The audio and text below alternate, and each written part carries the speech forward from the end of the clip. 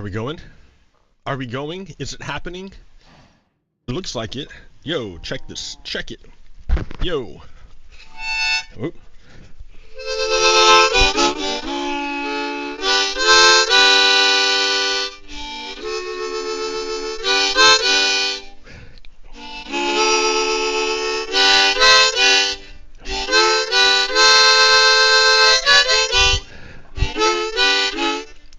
Whatever.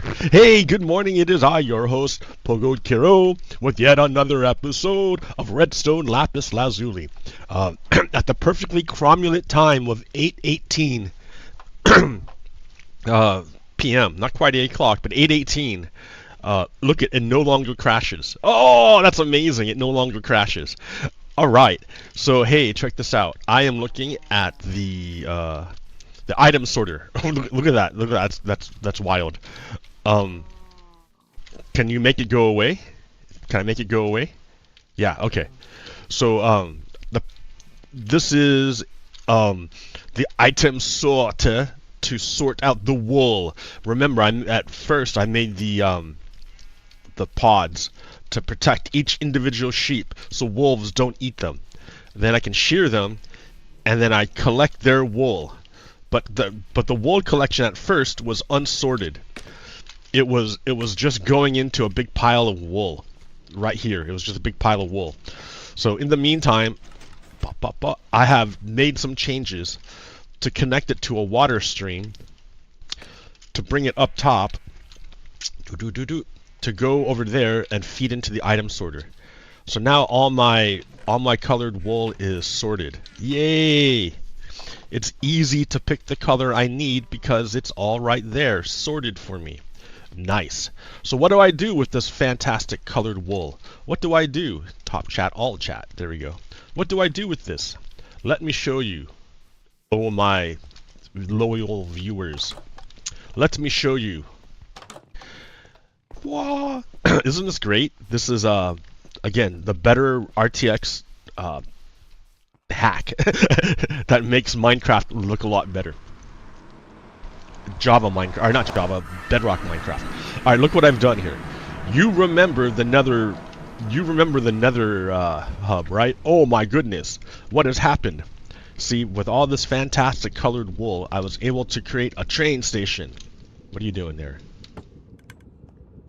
A train station. I've only got 4 stops. I got the Nether Fortress, I got the desert biome, I got the end portal, and then I got the jungle biome. So only 4, right? But let's look behind here. Look behind. It is a fantastic, amazing, unbelievable train station. Yay! It's an amalgamation of 2 different designs. One designed by Frilioth and another design by K1 Gaming. They're pretty ancient designs, right? But I've been playing Minecraft for a while. So it still works. Yeah, it's just a train station. That's all it does, right? You go on the train station, you go to your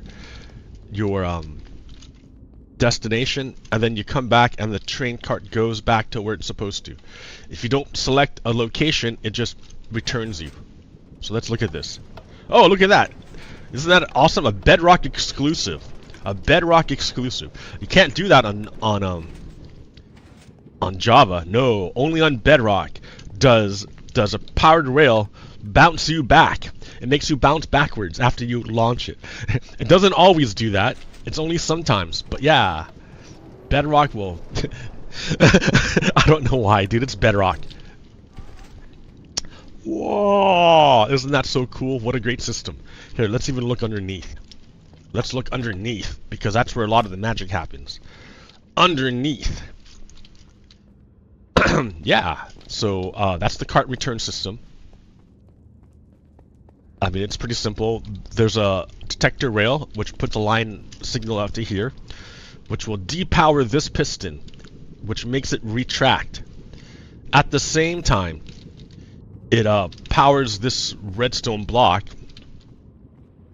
which lights up this torch and extends this piston. So yay, yay, what a nice system. And then of course if you want to go down to the bottom again, But why? It's so dangerous down there. The reason why I did all this is to get rid of a lot of the pigmen. Pigmen they spawn a lot less. Let's say that. It looks like they still spawn on carpet, but they seem to spawn a lot less. Yeah, that's weird. It used to be they couldn't spawn on carpet, but now they do. So I don't know. Bedrock.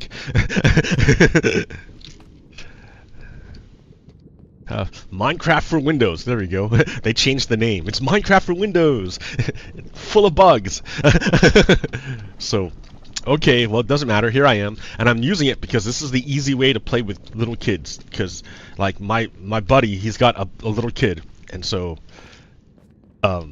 yeah, I thought, wouldn't it be cool if my buddy's kid could jump in the same world as me? Maybe my buddy's kid can get a bunch of his kids in, and we can play Minecraft together. And it doesn't really actually work out that way, because I don't really play a lot of kid level Minecraft, I guess. Because what does the kid do? Like, he makes like cool stuff like this, and he made this like awesome little shack here. Isn't that cool? And then he made this thing over here, which is, I don't know what it doesn't do anything, but it looks cool, right? A line of redstone dust. And then he made this over here. I think this is a Roblox thing, where it goes Odd World, Danger, Rainbow Friends. Rainbow Friends is not like anything to do with like with gay or anything. It has nothing to do with it. It has to do with Roblox, I guess. So whatever. Left, right. So hey, I'm not into Roblox, so I don't know what the deal is there. But he made that too. How cool. And then, if you really want to get into it, you want to really see some awesome work, let me show you. Because after all, this is Minecraft, right? So we go to the Taiga village, and we take off on this train station, which I made as well. Isn't it cool? What a great train station. And also, what you're going to notice is this time I'm using Comcast decided to update my upload speeds. So now I have like 20 kilobits a second upload, which allows me to have much better streaming quality. Yay! It's dark. Yay! Streaming quality. I was thinking about I was considering getting fiber optic. Fiber optic, so I can have better upload speeds. But turns out I didn't need to because Comcast increased my upload speed and to 20, and YouTube is fine with 15. So what? Why are random dirt blocks like that? I don't understand. How'd you even get up there, random dirt block? Well, this village is a dead village now. Oh shit. This village is a dead village because at night zombies come out, and it's not well lit. So, and then he came through and he wrecked all this. I thought at first he had like destroyed my buddy's kid had taken away all the beds. So there are no more beds. So that, and then that means the villagers had nowhere to go and they all died, which is kind of sad, right? It was gonna be my project, and it was gonna be my project to reconstitute the village, to save the village. Look at, and this is of course the floating trees. Like, that's my buddy's kid. He loves floating trees. He can't get enough of floating trees. That's like his mark. Cause like wherever I go, I have floating trees. So check it out. He made a new building here. He's working on. He didn't finish it. Moonbase 2. He didn't really finish it, and he hasn't really worked on it ever since he did this. But yeah, I'm the one who put in the windows and stuff, and this nifty door system. Ah! It doesn't protect you from zombies, though. So you have to light it up to make sure there are no zombies to begin with. Isn't that cool? Isn't that great? Of course, everyone's dead in the village. But he made a nice house with floating trees. Floating trees! Or that one right there. Get out of here. So let me just undo this floating tree. He loves floating trees. I do not. I'm actually pretty anti-floating tree. So it's a little bit of a tension. He makes the floating trees and I have to chop them down to make them not floating.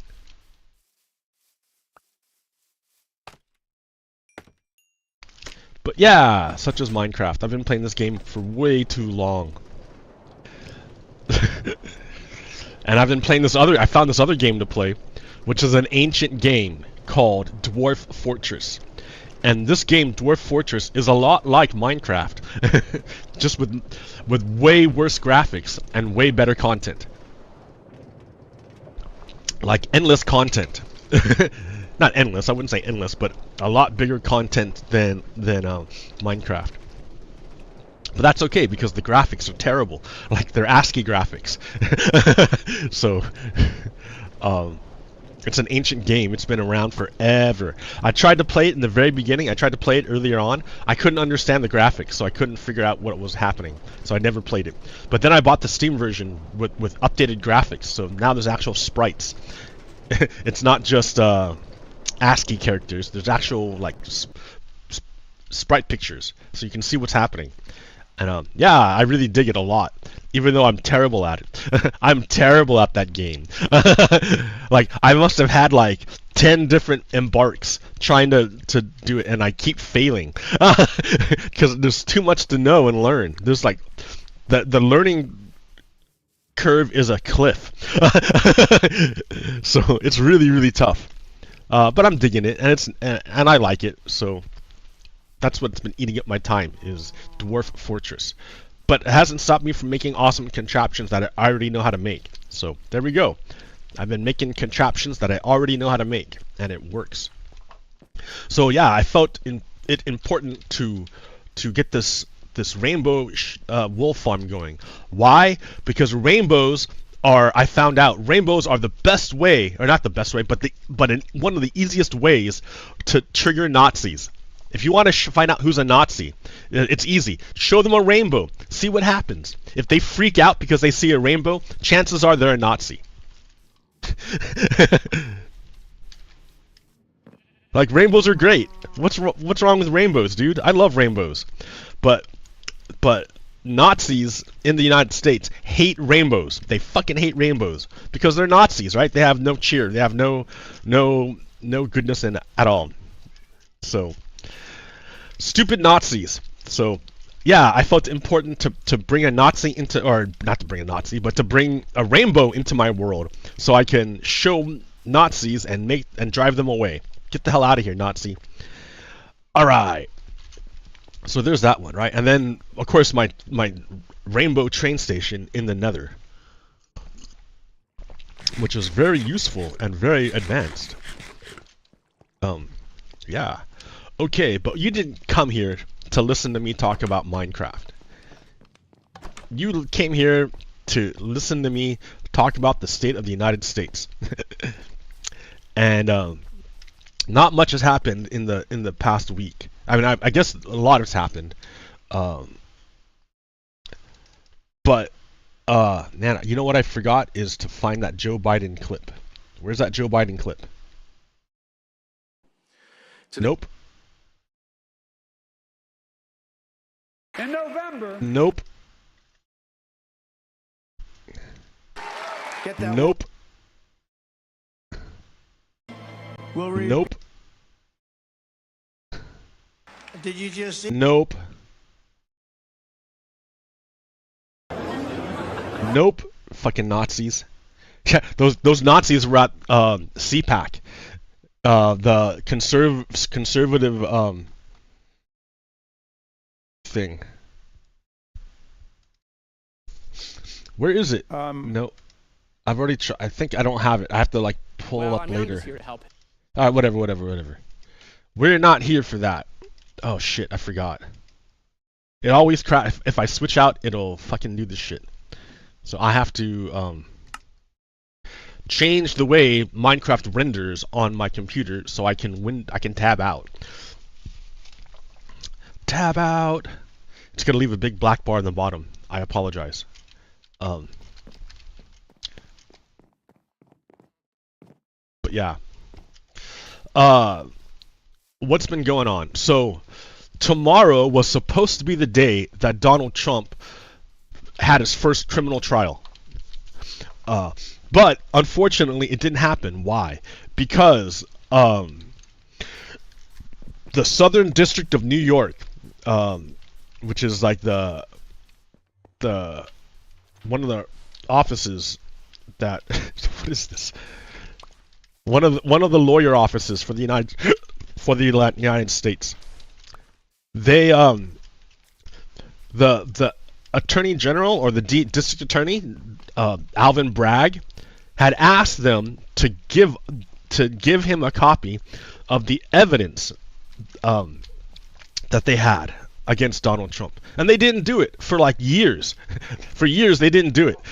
So Alvin Bragg's like, fine, we'll just go with what we have. We don't need, we don't need the U.S. Attorney General helping us. We can do it ourselves.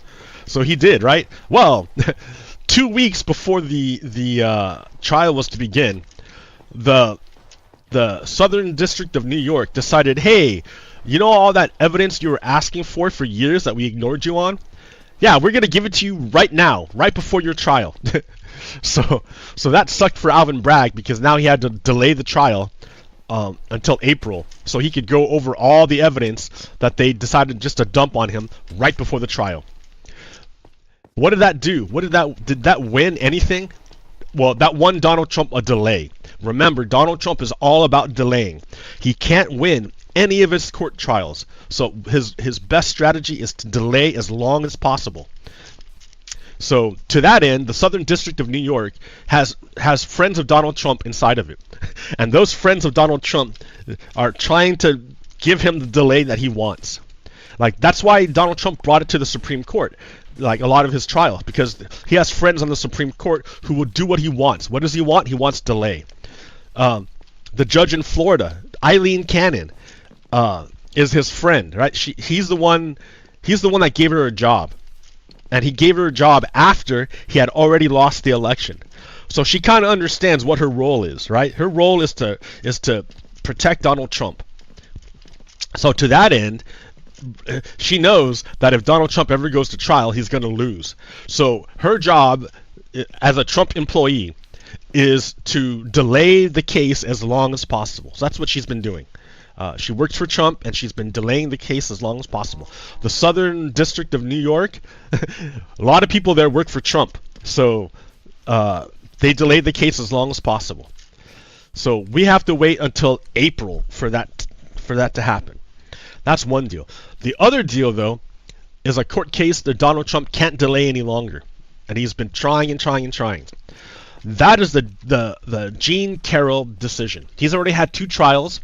He's lost both of the trials. The first trial, his damages were $5 million, and then he ignored it because $5 million to him was nothing. So he just ignored it and kept doing the bad behavior that got him in trouble to begin with.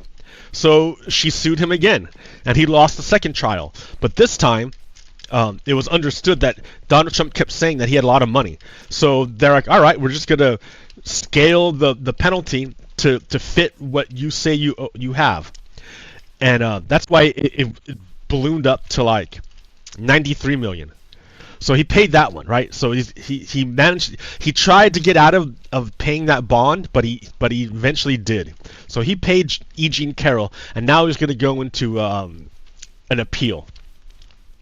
Which, big deal. He's going to lose the appeal too, because he's a loser. Donald Trump is ultimately a loser, and that's what it comes down to. He attracts losers because he's a loser himself. So other losers like to have like a loser pretend to be a winner. So it makes him feel better. But the truth remains, Donald Trump is a loser.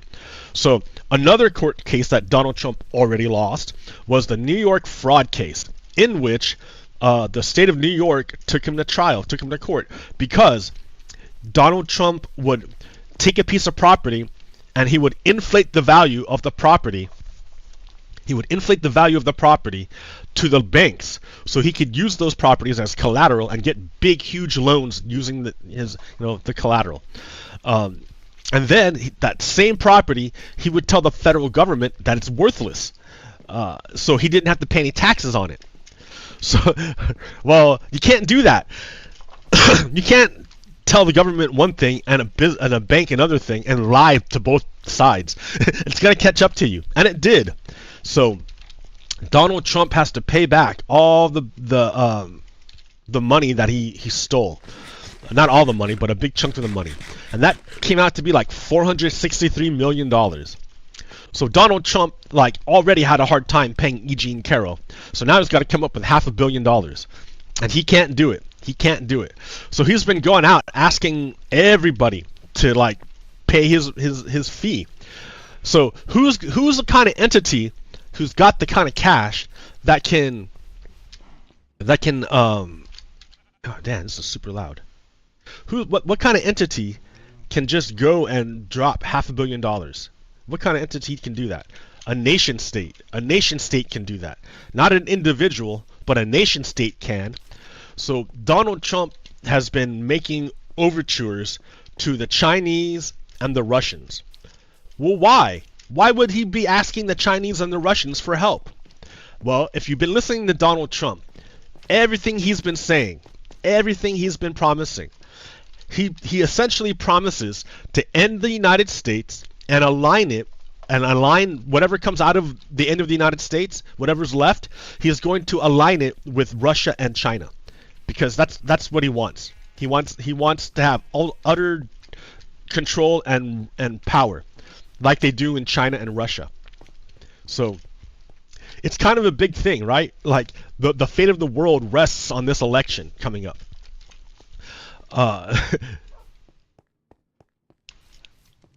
Because what's the world going to do if the United States becomes evil?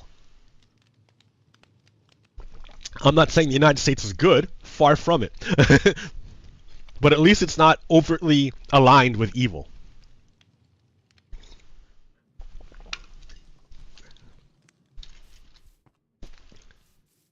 So this has to happen by tomorrow. Tomorrow's Monday. He has Monday, March 25th. He needs to come up with $500 million, or the Attorney General will start seizing his properties and auctioning them to satisfy the penalty that he owes. Now the problem is for Donald Trump is that, remember, he's a big fraud. He's a huge fraud. So his properties are worth way less than what he says they are. He always claims to be a billionaire. He always does. But it's not likely he is. It's more likely that he's inflated the values of his properties so that he can claim to be a billionaire without actually being a billionaire.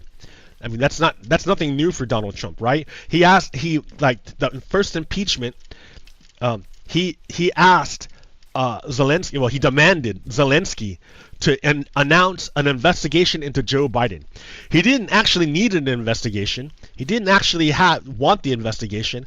All he wanted was the announcement of an investigation, so he could play it up in the media, how the Republicans are doing right now. How they tried for years and years to pin this on Joe Biden, pin some bad stuff on Joe Biden. And then you can never do it. Never do it. Because it's not there. But they don't really care what's really there. They're not interested in the truth. They're interested in power. So Donald Trump is a huge liar. Huge liar. So he's not likely a billionaire. So all the properties that he owns are probably not worth very much, number one. Number two, the way that Donald Trump gets money is by leveraging his properties to get loans from the bank. So and then not paying back the bank. Ha! That's how Donald Trump makes money. Well, one of the ways he makes money. So and then hiding the money after he steals it. So, but the thing is, to get those loans from the bank, he has to put up his property as collateral.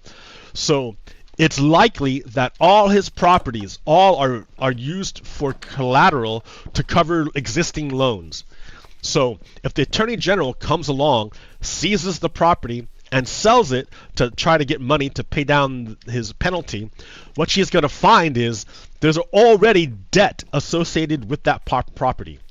That's what she's going to find. There's already got taken a chunk out of it. So let's say that Mar-a-Lago, which is registered, it's in Florida, but it's registered in New York. Let's say that Mar-a-Lago is seized and sold. Mar-a-Lago is only worth $18 million. It's a drop in the bucket while when you owe $500 million. But the thing is that I bet you Mar-a-Lago, I have to say I bet you, I don't really know. I'm speculating that Mar-a-Lago has a lot of debt associated with it.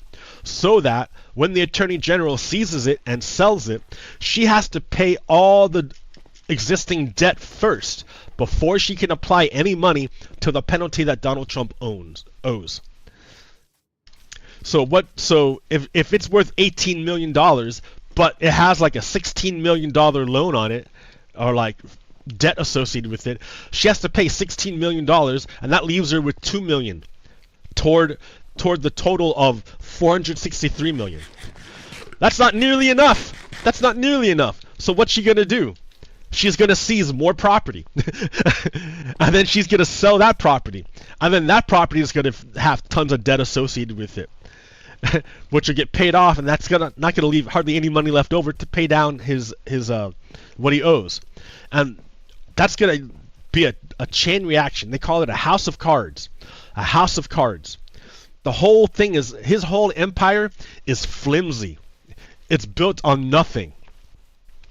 And the moment you take one little piece out of it, the whole thing collapses.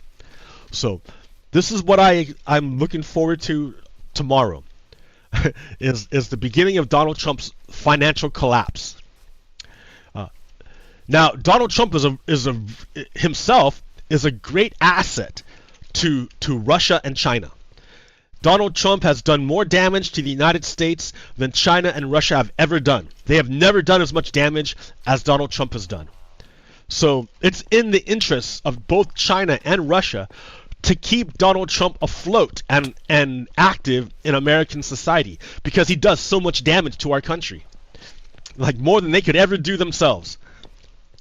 So, and since they're nation states, they have $500 million just like lying around to use for whatever. So yeah, I expect China and Russia to try really hard to give Donald Trump the money so he can continue to damage the United States. And that's coming up tomorrow. Tomorrow. But that doesn't, like, I don't know. Donald Trump is not the totality of the danger. The United States the United States has a destiny. The United States has a destiny. The destiny of the United States is to become a multiracial democracy. So that means democracy means you put the power into the people. Multiracial means all the people get to participate in this democracy, not just a select few. So this idea of the destiny of the United States to become a multiracial democracy is the opposite of what white supremacists want. Remember at the beginning of the United States. The beginning of the United States was an alliance between the Yankees and the slavers. They could not have made it. The United States could not have survived against all its enemies unless the slavers and the Yankees united to fight against their common enemy. But just because they had to unite one time to fight against their common enemy doesn't mean they're friends. They still have opposite agendas. They still have opposite ideas. Slavers want to create an ethno-state, which means it's a government for just one particular ethnic group. And their ethnic group is called white. Like, there's no country called white. There's no language called white. White is essentially privilege. White is privilege. So they want to create a state for the privileged. And that's opposite of multiracial democracy. Because in multiracial democracy, there is no privilege. There's no privilege. And it's democracy. So that means everyone has power. Whereas the slavers, they want an ethno-state. And it's not democratic. It's going to be, they want a dictatorship. So that's the problem, right? I mean, that's the issue. That has never, ever been resolved in the United States. The United States had a war, a civil war, between the Yankees and the slavers. And the Yankees won the military battle and occupied the territory of the slavers. However, the slavers assassinated the head of the United States government and installed and had their ally take over by the name of Andrew Johnson. No, not Andrew. Andrew Johnson. Andrew Johnson preserved the power of the Confederacy and allowed them to survive even after the Civil War. Then we had the United States had a westward expansion, and the slavers managed to spread quicker than the Yankees. So all these new states in the West ended up siding with the former Confederacy against the Yankees. And it was pretty bad. And so that's where we're at right now. There's still that struggle between the Yankees and the slavers. But what crystallizes it for me is this graphic here. Oh, hey, this graphic here. Okay, this graphic here is a representation of the American population. In 2015, 62% of the population, of the entire population, called themselves white. And all the other minorities put together is about like 30%. So when you have a majority of when one ethnic group has the majority of the population, it's possible to have an ethno-state with democracy, because your ethnic group is the absolute majority. So you just need your ethnic group to vote for an ethno-state, and then you have it. Right? And they'll say, oh, it's democracy, that's what the people wanted. But if the people are white supremacists, it's like, So, but the issue is, that's in 2015. It's projected by 2065, the absolute majority of white people is going to diminish, and they're going to be the largest minority in the country. Not an absolute majority, but they won't have more than 50%, because you need more than 50% to have an absolute majority. No, they won't have an absolute majority anymore. They'll only have 46% of the population. And then all the other minorities are going to be moving up 24%, 14%, 13%. So what does that mean? That means if you're trying to run an ethno-state with democracy, it will no longer work. It will no longer work. There's just not enough racist white people to keep up your power in a democracy. So you have two choices if you're a slaver. You can either abandon your idea of slavery, or you can abandon the idea of democracy. That way you can maintain power. And the slavers have decided to abandon the idea of democracy. They're going to go all in on dictatorship in order to create their ethno-state. So this is the graph that explains why the slavers, the Nazis, the white supremacists, the Confederates, all the bad guys are all banding together because they recognize that their grip on power is going to go away real soon, just based on demographics. So in order to maintain power, they have to overthrow democracy before it gets to this point. And that's what January 6, 2021 was. That was Donald Trump's attempt to overthrow democracy and install a dictatorship to promote an ethno-state.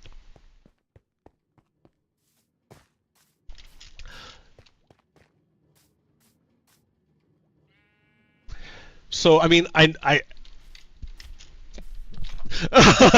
I laid it out for you, man. I laid it out for you. What else do you want? Like, so your choice is to decide, like, well, where do you stand? Where do you stand in history? Because this is a historic moment.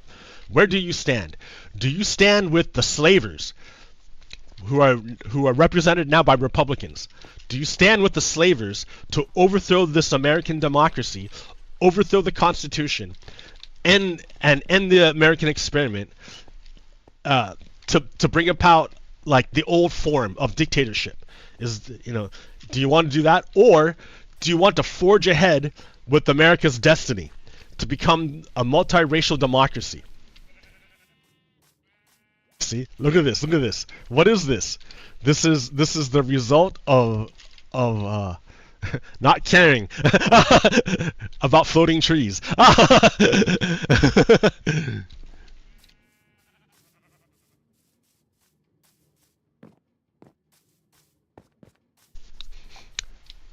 So that's where you that's where we're at right now. Are you a slaver or are you a Democrat? I guess Democrat? I don't know. Are you do you stand with slavery or do you stand with democracy? That's where we're at as a nation right now. Now, what does it now? Before you make your choice, before you decide, let me add a few things. Well, what does a dictatorship, an American dictatorship, look like? What is that about? What is an American dictatorship? So remember, under dictatorship, the number one value is power. So they don't care about human rights. They don't care about human dignity. They don't care about ideals. All they care about is power, purely power. So to that end, Republicans want to kill this program called Social Security. What does Social Security do? It provides guaranteed income to people who have worked all their lives, pretty much, right? They've worked all their lives, and when they hit the age of like 66, they can retire, stop working, and then the government will pay them a pension that they've contributed to their entire working life. So it's their own money, right? It's not an entitlement. It's their own fucking money that they worked for. And then contributed to it all their whole life. So Republicans hate that idea. They hate that idea because it's helping people who don't have a lot of power. Like, and for fascists and for slavers, the number one idea is power. So by giving money, a pension, to these workers, these who would otherwise be impoverished, that gives them a measure of power and dignity, and Republicans hate that. So they want to get rid of Social Security. It's always been their dream to get rid of Social Security, because they don't believe that little people should have power, any security whatsoever. They would prefer people work until the moment they die. They need people working, generating profit for the owners until they die, because their value is only in as much as they can provide profit for the owner class, who have all the power. You get it? So Republicans want to get rid of Social Security. That's part of the big deal. So for this election, so the budget that they released, one way of cutting Social Security is pushing it, delaying it until you're already dead. Like, you can't collect Social Security if you're already dead. So to do that, they need to raise the retirement age more and more and more. It used to be the retirement age used to be 62. But over time, well, I don't know who, Republicans or what, but over time, the retirement age has been pushed up year by year by year until now it's like 66 or 67. And now Republicans are proposing in their latest budget to push it even higher in hopes that people die before they can collect it. That means they work their whole lives. So, and it's not just, because why? Because you can't be wasting resources. For Republicans, it's all about the concentration of power. So if you're by giving people money, their own money, you're no longer concentrating power. You're diluting the power by spreading it out, and they hate that. Fascists, Republicans, dictators, they don't want to dilute the power. They want to concentrate it into their own hands. So yeah, they want to end Social Security. And here's Donald Trump. Donald Trump is absolutely on board with ending Social Security. One last question. Go ahead. Entitlements ever be on your plate? At some point they will be. We have tremendous growth. We're going to have tremendous growth. This next year, it'll be toward the end of the year. The growth is going to be incredible. And at the right time, we will take a look at that. That's actually the easiest of all things, if you look, because it's such a big willing percentage. To do some of So there it is, right? Donald Trump in an interview is like, oh yeah, I'm ready to fucking cut Social Security. Tremendous growth. Why is this tremendous growth? Why? Oh, that's right. The Build Back Better bill. That's right. So even Donald Trump acknowledges the success of the Democrats' policies. But if he takes power, he wants to end Social Security. He just told you. He wants to cut Social Security. And he says it's easy. All right, but that's just a one-off, right? That's just one time. Oh no, look at it again. He keeps doing it. If you don't cut something in entitlements, you'll never really deal with the debt. We'll be cutting, but we're also going to have growth like you've never had before. So we'll be cutting. That's what he said, right? He's for sure going to be cutting Social Security. They call it entitlements. Man, people work their whole fucking lives to pay into Social Security. They work their whole lives. And it's like, maybe if it were like something that was shared by all Americans, if all Americans contributed to Social Security, maybe it might be an entitlement. But that's not the case, because there's a cutoff. It's something like $144,000. If you make any money you make over $144,000 per year, isn't taxed for Social Security. So the richer you are, the less you pay in taxes. So, like, it's not an entitlement. It's only poor people that end up paying it, or working people. Only working people pay into it. It's their own money. It's their money. It's not an entitlement. It's their money. And Donald Trump wants to steal that money. The Republicans want to steal that money away. Again, because what it does is it empowers people who wouldn't normally have power. And Republicans hate that. Fascists hate that. Dictators hate that. But that's just two off, right? That's just two. That's just two times he said it. Listen. Changed your outlook on how to handle entitlements, Social Security, Medicare, Medicaid, Mr. President? It seems like something has to be done, or else we're going to be stuck at 120% of debt to GDP. Yeah, right. Why do we have this problem with Social Security and Medicare? Why? What's going on? Well, if you look, Republicans passed a budget in 2018 that cut taxes for the richest people. It cut taxes for the richest people. So that's like the modus operandus of Republicans, is they cut revenue, they cut taxes for the rich. That way the United States doesn't take in enough money. So in order to maintain itself, it has to borrow money.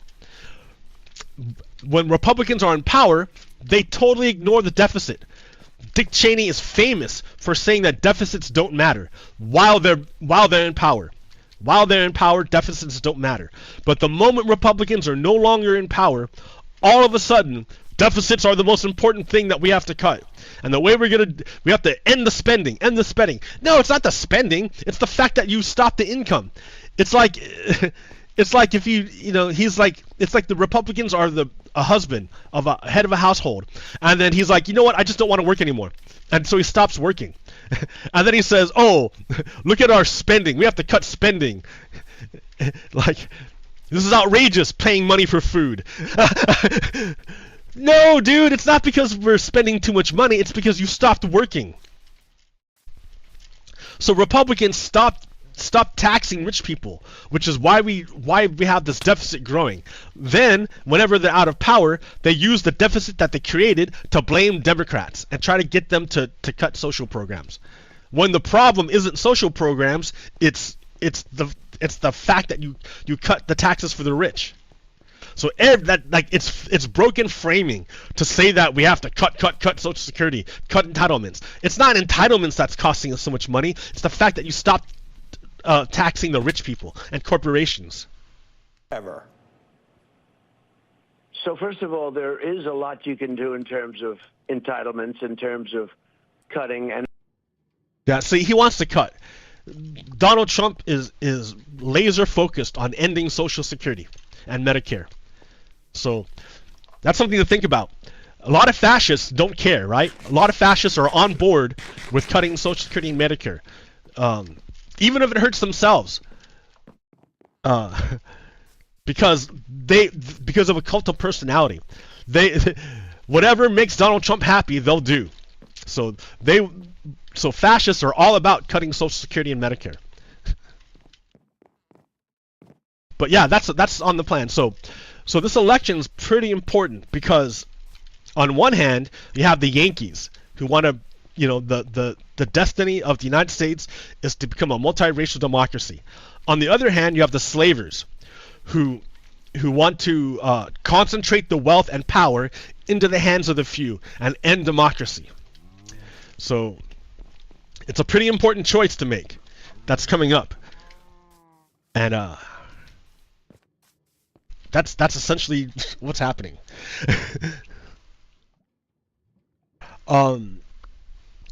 But, I'm not saying that Democrats are perfect. In fact, right now, the leader of the Democrats, Joe Biden, is a Zion-Nazi. He's a Zion-Nazi. He's a Zionist and a Nazi. Why is he a Nazi? Because he's doing ethnic cleansing of the Palestinian people. Why am I saying Joe Biden's doing it? Because he's literally the one providing the weapons to the Israelis. He had to do an end run around Congress in order to provide Israel with the weapons to do their ethnic cleansing. Now, Joe Biden, so when you look at Joe Biden, you have to look at him as the good cop. Well, who's the bad cop? That's Bibi Netanyahu. So they work together. It's, you can't just have the good cop or just the bad cop. You need both of them to work together. Because that's how you manipulate people. Is with the good cop, bad cop routine. The bad cop acts tough to scare people, and then the good cop comes along to sound nice and reasonable. If you're the reasonable one, I better go with you. But they're on the same team. They want to do the same thing. So Joe Biden and Bibi Netanyahu both want to ethnically cleanse the Palestinian people and commit the genocide. But if it was just Bibi Netanyahu, everyone could hate on Bibi Netanyahu. Joe Biden provides cover for Bibi Netanyahu. He makes sure that the United Nations doesn't get in the way of the ethnic cleansing. He makes sure that Israel has all the weapons they need to kill people, to kill children. And because that's what they're doing, they're killing children. So let me give you an example here. Here's a video of 4 kids walking down the street. They're just walking down the street. They don't have weapons. They're not doing anything evil. They're not doing anything wrong. They're walking down the street in the rubble of their own city before Israel destroyed it.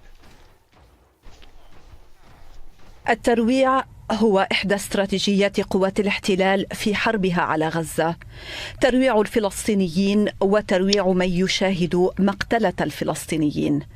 بداية فبراير الماضي 4 شبان يسرعون الخطى في البحث عن منازلهم إن بقيت. So 4 guys just walking down the street. السكة في خان What's left of the يونس street? بجنوب قطاع غزة التي شهدت قصفا إسرائيليا وعمليات عسكرية منذ بدء التوغل في المحافظة الجنوبية أوائل ديسمبر الماضي. تظهر الصور التي حصلت عليها الجزيرة من مسيرة إسرائيلية الشبان وهم يسيرون بين ركام خلفته طائرات وقذائف الاحتلال، وعلى طريق أشبعتها آلياته تجريفا. انسحبت الآليات من المنطقة برا، لكنها بقيت تترصد المدنيين جوا. حصلت الجزيرة على هذه الصور من طائرة مسيرة إسرائيلية. What? Can you imagine?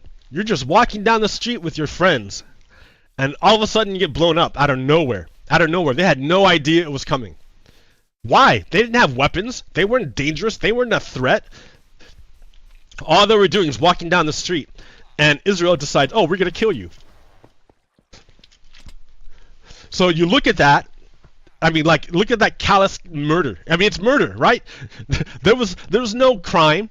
There was no, like, trial, jury, no nothing of all the things that we think of in a democracy that are human, that are rights. Like, you have a right to be tried before a trial of your peers, right? That's gone. Israel doesn't even do that. Israel doesn't care. Israel isn't interested in democracy. Israel isn't interested in human rights. It's interested in taking the land. And those guys, even though they're walking on in Gaza, it's land that the Israelis want for themselves. So they're gonna kill people who's you know, so that they're not walking on of the land that Israel wants. And how is it that can happen? Because Joe Biden helps them. Joe Biden directs the U.S. military to provide intelligence and weapons to the Israelis so they can murder people at random. And then, when the UN tries to step in, Joe Biden uses the power of the United States to protect Israel from any repercussions of their genocide. What are you gonna do, right? What are you gonna say? How, like, you can't deny it. It is what it is. Joe Biden is a genocider. And he's helping Israel genocide. Why is this a big deal? Because this is very, very, very similar to what the United States does to its minority populations. Remember, the United States already has a history of genociding the Native Americans to do the same thing, to steal their land. There's and then killing the Native Americans so that settlers could come in and settle and create a society for white people. That's already our history. That's American history already. So Joe Biden learned nothing from American history, and instead is perpetuating it in Israel. And this is a big and in Gaza, in Palestine. This is a big deal because who's to say that the United States won't do the same thing to our people here? All they have to do is say, oh, that guy's a terrorist, and they can just kill whoever they want. And they have drones so that you won't even see it happening. You won't even see it coming. You'll be walking down the street and all of a sudden you're gone. You're dead. You're blown up. So anything they do to Palestinians there, they can do to Americans here.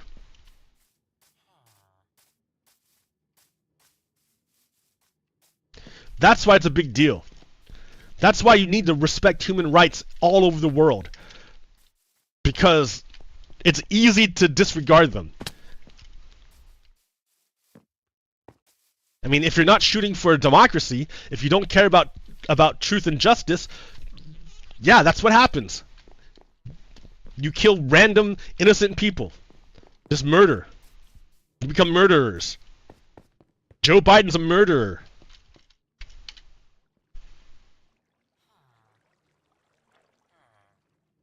So, like here, let me give you an example. So, Egypt refuses to let Israel move all the Palestinians into Egypt.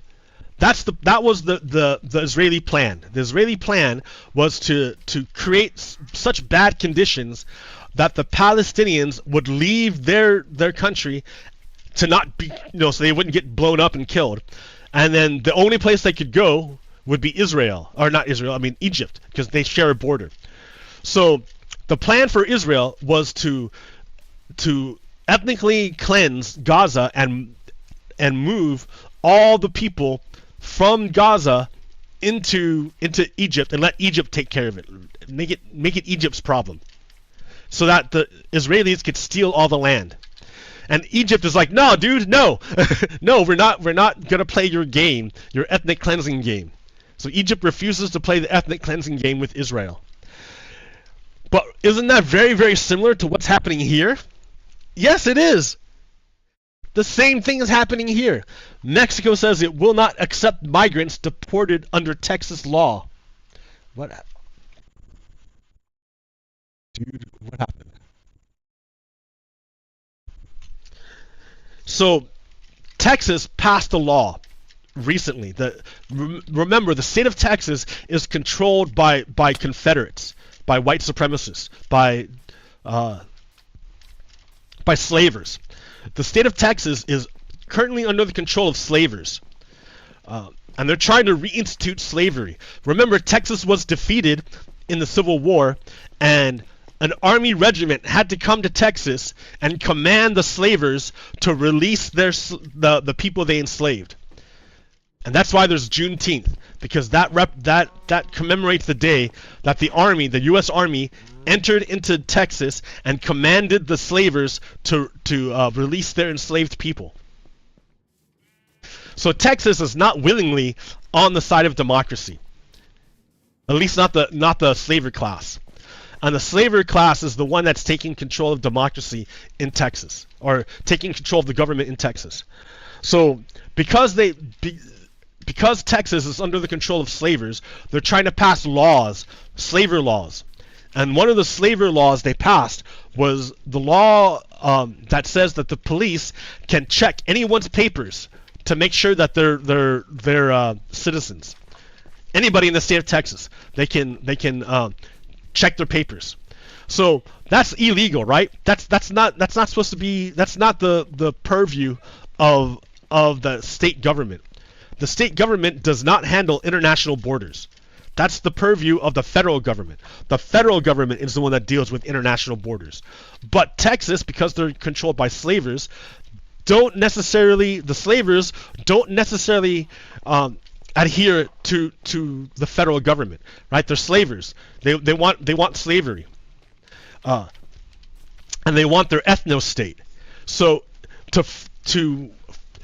and they found out, the slavers in Texas found out that the Supreme Court has lots of friends of Donald Trump, and if they're friends of Donald Trump, they're friends of slavers.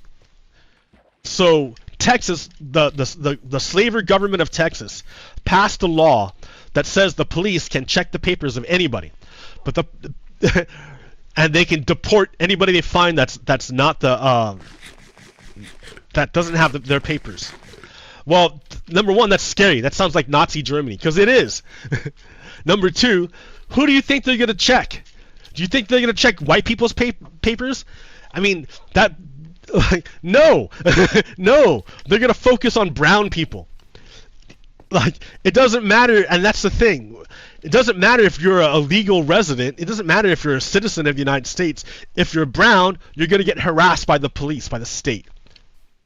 And every time you get harassed by the state, you have a chance of being murdered or deported, even if you're a legal resident, even if you're a citizen. Because the government makes mistakes. It makes mistakes. It's not perfect. I can tell you now, it's not perfect. So, and this isn't even the purview of the Texas government. It's clearly the federal government.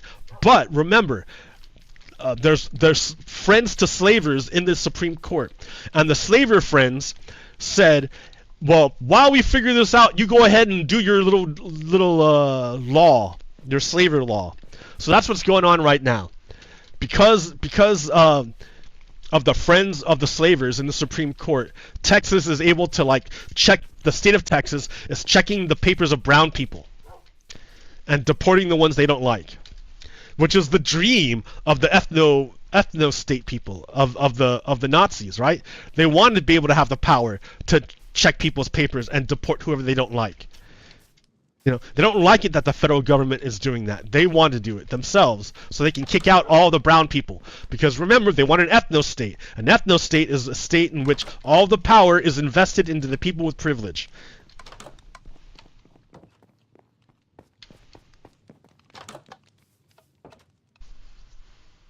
So look how similar that is compared to this. That's why I'm saying Israel and the United States are much closer than we want to believe. They're much closer than we want to believe. What happens in Palestine is what's going to happen here in the United States. That's why it's important that we pay attention. And that's why it's concerning that Joe Biden is all about the genocide in Palestine. It's really concerning.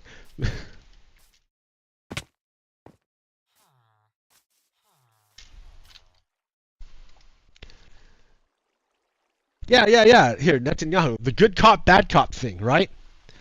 So Netanyahu says, as far as the state of Israel is concerned, there's no obstacle for the Gazans to leave, right? That's what they want. Israel wants people who live in Gaza, the Palestinians, to leave, so Israel can take the land. Maybe even the port they're building could be used for this. Remember what Joe Biden said? So Joe Biden's like, well, the people of Gaza are starving to death. There's a famine, a man-made famine, because no food can get into Gaza. Why? Because Israel is blocking all of the food that tries to get into Gaza. If not the government, then the people, the citizens of Israel, come in themselves and stop the food trucks from coming in so that the people of Israel starve to death. So Joe Biden, remember, he's the good cop. He wants to make it look like he's a good guy. So he's like, oh, I'm going to do this program where we airdrop food in. Like Israel is some kind of like fucking enemy territory that we can't drive through. What? The airdrop program is like wasteful. It's resource intensive. It does very, very, very little to feed the people of Gaza. And it's inherently dangerous. They've already killed kids because the airdrop supplies don't land perfectly, you know, or the parachutes fail to deploy, so like a giant heavy weight is dropped on you from up high. Like, it kills people. So then there was I guess there was natural gas deposit found near Gaza. That could be really useful for the Palestinian people if they could exploit their own natural resources. Well, Israel wants those natural resources.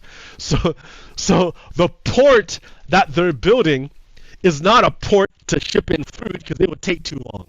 No, it's a port to deport the Palestinian people and to access the natural gas deposits by Palestine that Israel wants. So there's like no good side to it. There's nothing good about it. Joe Biden is the good cop in the good cop, bad cop situation. The problem is they're both cops. They're not. None of them are your friends.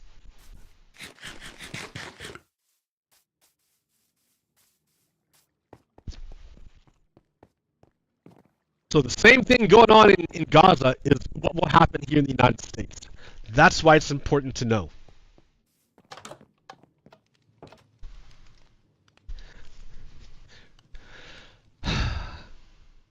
Okay, what's this?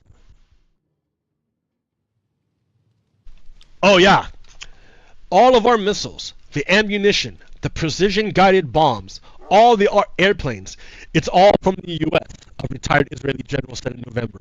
The minute they turn off the tap, you cannot keep fighting. The president has broad authority to restrict weapon transfers under U.S. laws. He said the process by which Biden could stop more weapons from being sent to Israel is simple. He tells the State Department, nope, pause these transfers. We're not doing it anymore. But Joe Biden won't do it. It's not like, so Joe Biden wants to say, oh, the United States is helpless. Israel is a sovereign state. They can do what they want. It's true. They can do what they want. But what enables them to commit genocide? It's the U.S. weapons. It's the U.S. planes. It's the U.S. intel. It's because of the United States that Israel is able to commit genocide. And Joe Biden has the power to stop that, but he chooses not to. Because Joe Biden is on board with the genocide. He's a Zion-Nazi. He said, he doubled down on being a Zion-Nazi. He doubled down on it. Like, you want me to vote for a fucking Nazi?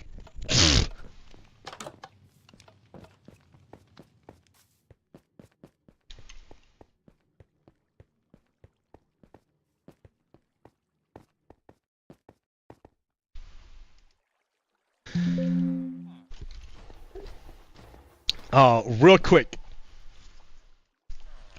So it turns out, so there's this Nazi cartoonist, but he kept himself hidden. He didn't want people to know that he was a Nazi, so he remained anonymous while he made his Nazi comics that all the Nazis love. Well, someone found out who he was, and it's this guy, Hans Christian Grabner of Spring, Texas. This is the guy who's named Stone Toss. He's a Nazi. So this is the Nazi. Everyone's got to know. Everyone should know. Hans Christian Grabner of Spring, Texas is a Nazi. And he's the guy who makes the Nazi comics. Now, pretty good information to know, right? Oh, so you're the guy who makes the Nazi comics. Well, Elon Musk himself is a Nazi. So Elon Musk and Nazis protect one another. So anytime anyone mentions that Hans Christian Grabner is a Nazi, Elon Musk bans them from Twitter. Remember, Elon Musk bought Twitter in order to like turn it into a Nazi website, which he's done. It's essentially now a Nazi amplification website. It used to be really useful, but now it's controlled by Nazis. And when people found out who this Nazi was, Hans Christian Grabner, they broadcast it, right? Oh, everyone check it out. And if you spread that information, Elon Musk would ban you from Twitter. Because Elon Musk wants to protect Nazis from any consequences of being a Nazi. Because he's a Nazi himself.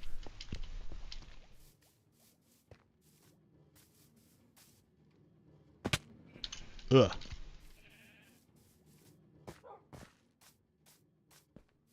So I've been doing this show for years and years and years now. It started trying to explain to my cousin. And my cousin didn't take me seriously, which is something I'm very used to. I'm used to people not taking me seriously.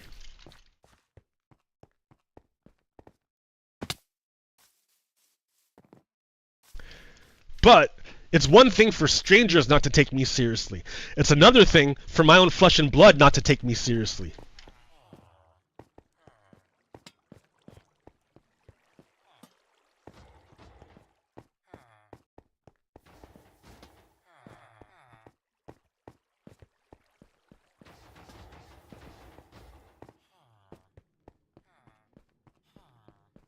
But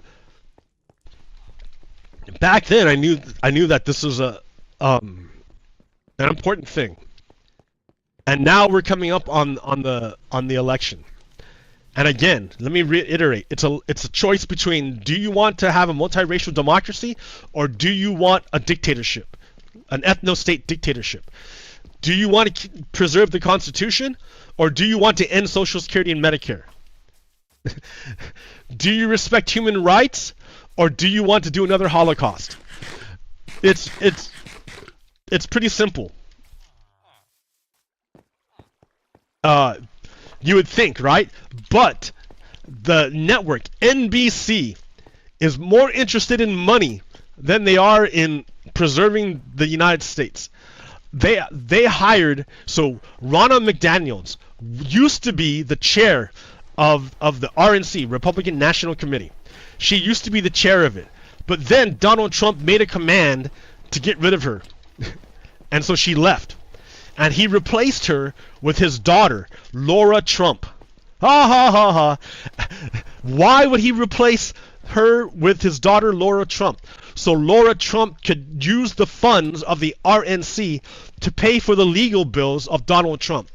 Not to elect Republicans, but to pay the legal bills of Donald Trump. So you would think, well, that should be enough to turn Donna McDaniels against Donald Trump. Nope. Instead, she got hired. She got another job with NBC. And then on Meet the Press, they gave her like a whole fucking national platform to spread her lies. It doesn't matter if there was a guy there to like give an interview to show how unhinged she was. It doesn't matter. What matters is that she had a national platform to spread her lies and to spread fascism. So understand that networks, TV networks and businesses aren't really interested in whether or not we're a democracy or a dictatorship. They just want to make money. They just want they just want to make money. They just want to make money. And whoever will make them the most money, they will support.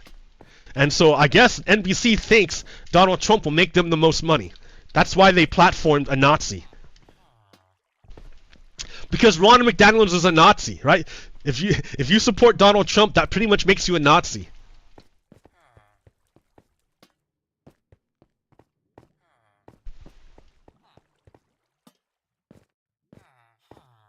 So businesses aren't going to save us. Our institutions aren't going to save us because they're corrupted.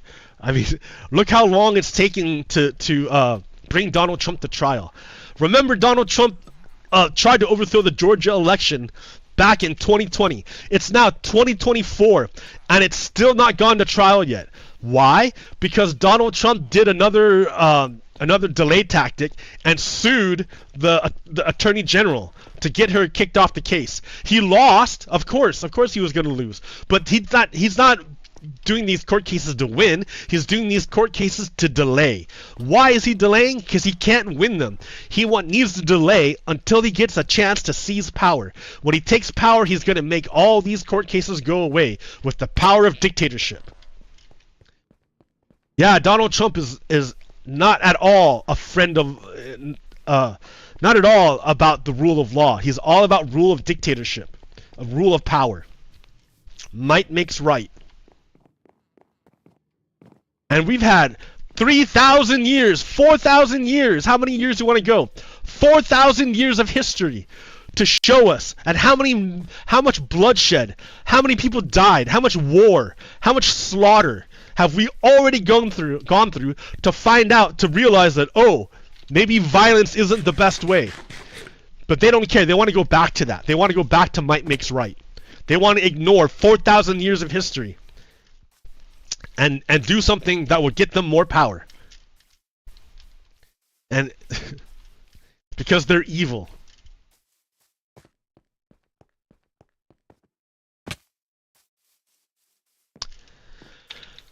So okay, I think that'll do it for me today. I want to keep doing this, I'm going to keep doing this until Donald Trump is truly defeated and the Republicans are truly defeated. Because we still face an existential threat. It never went away. I thought I could have ended it after Donald Trump lost the last election. But then he tried to overthrow the government, and then a bunch of people forgot that he tried to overthrow the government. So I guess I'm still doing this. But alright, well, tomorrow is the big day to see if Donald Trump got an infusion of cash from the Russians. And we'll see. Until next time, Pogo Kiddo out. Peace. Stop.